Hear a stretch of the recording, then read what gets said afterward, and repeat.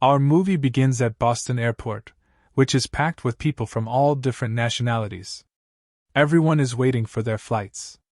Among them is a man named Clay, an artist who left his wife and his son Shoni a year ago to chase his dreams. Today, he's coming back to make things right and bring his family together again. Clay calls his wife Sharon from his cell phone, but suddenly the call drops because his battery dies. He starts looking for any way to charge his phone, but he can't find anything, which annoys him. He's forced to use a public phone instead. He calls her again and tries to apologize, but she's still very upset and tells him that everything changed after he abandoned them. Still, Clay is determined to fix their relationship and keeps apologizing.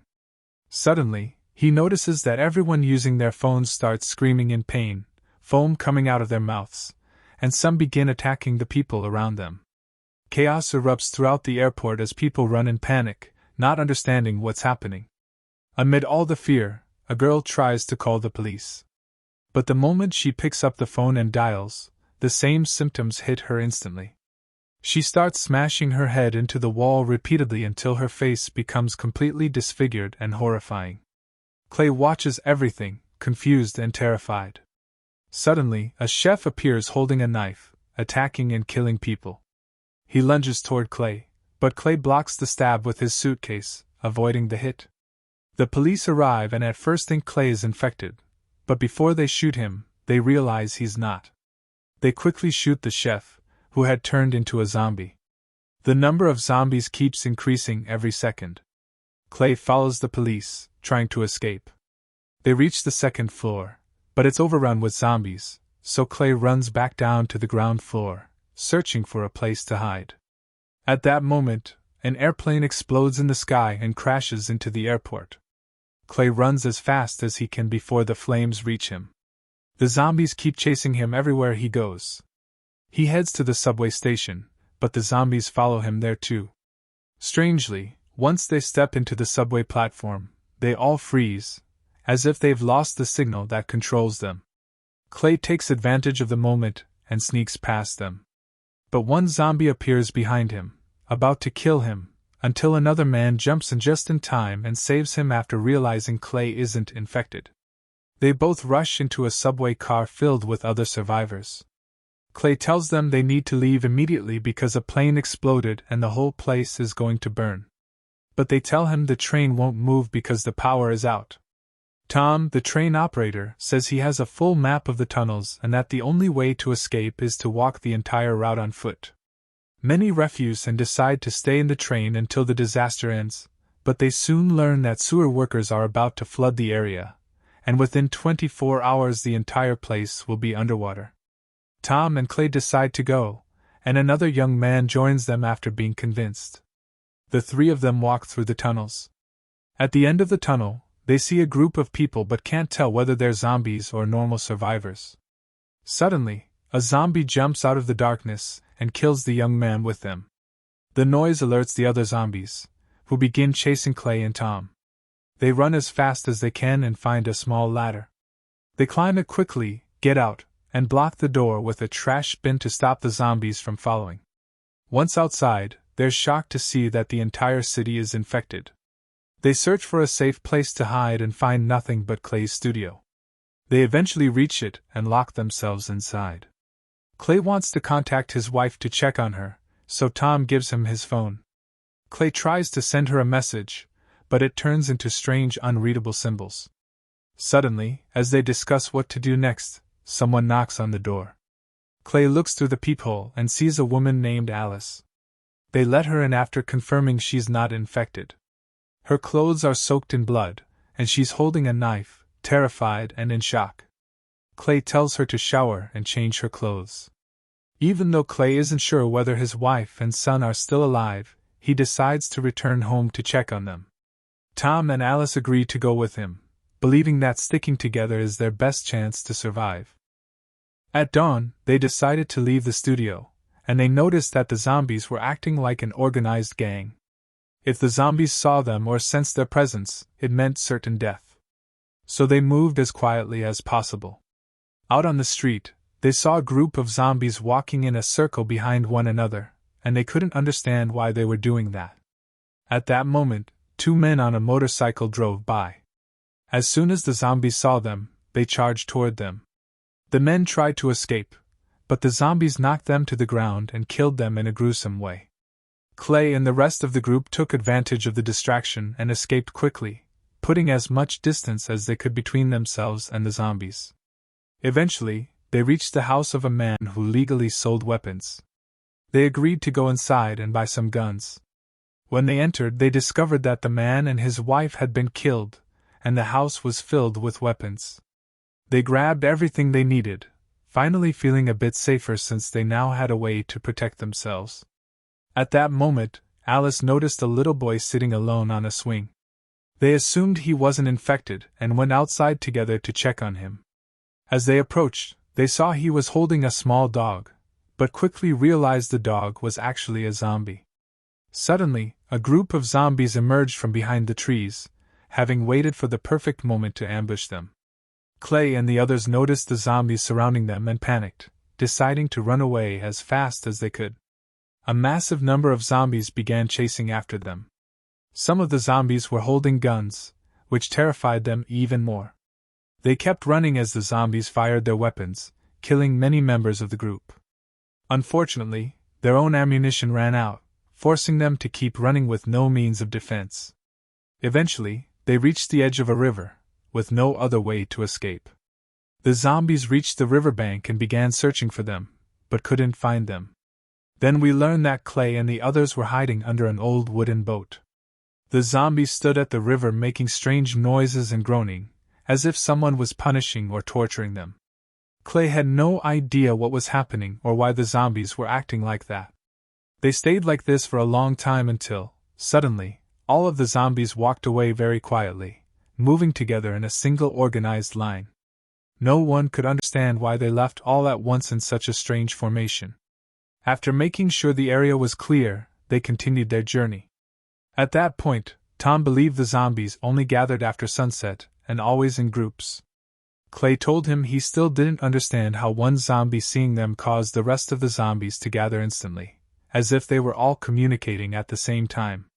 They started thinking that the zombies might be operating like a single hive or connected through some kind of network, similar to a cell phone network, something they just couldn't explain.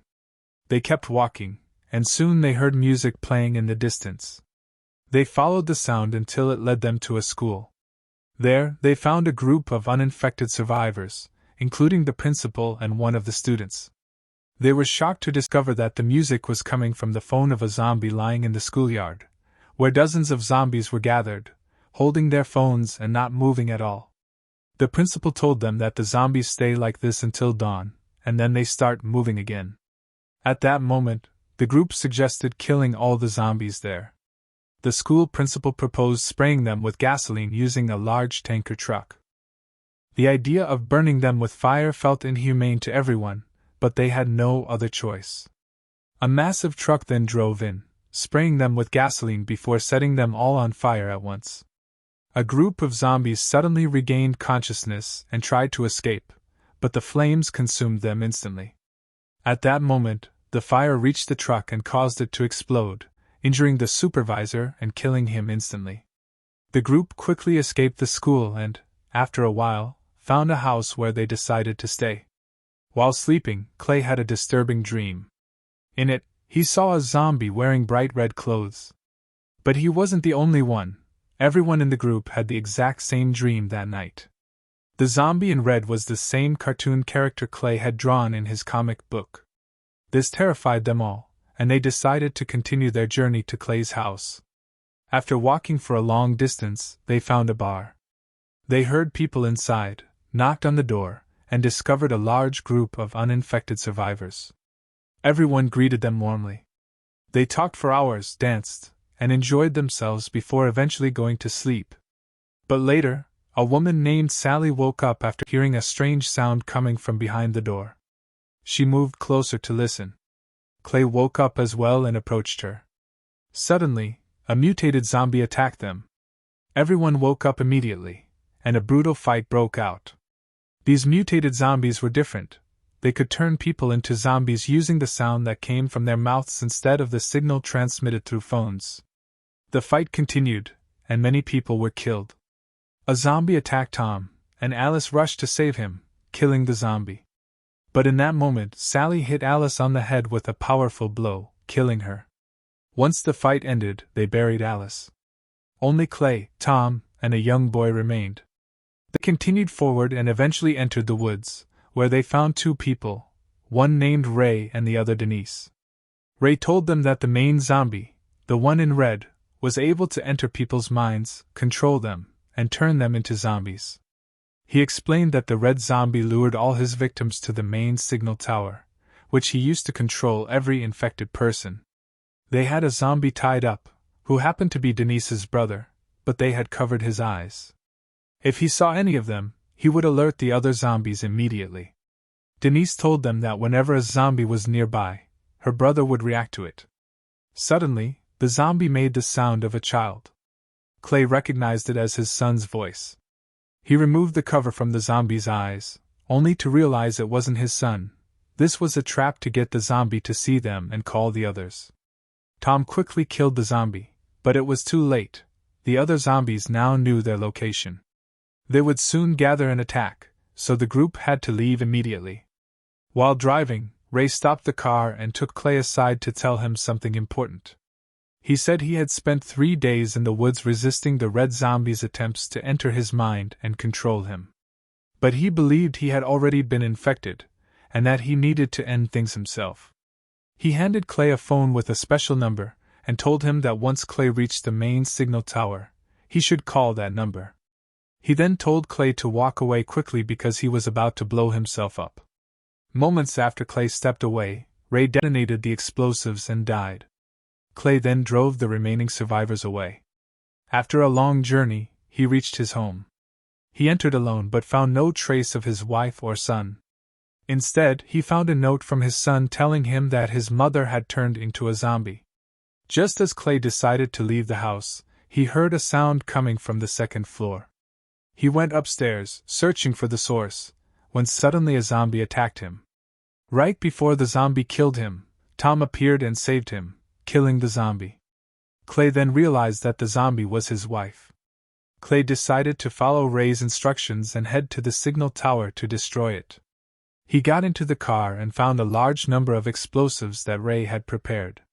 These were meant to blow up the tower and wipe out all the zombies at once. Clay insisted on going alone, despite the others begging him not to. They told him he wouldn't survive because zombies were everywhere, but Clay stood firm. He drove through the night and eventually reached the tower, which was surrounded by zombies. He drove straight through them without fear.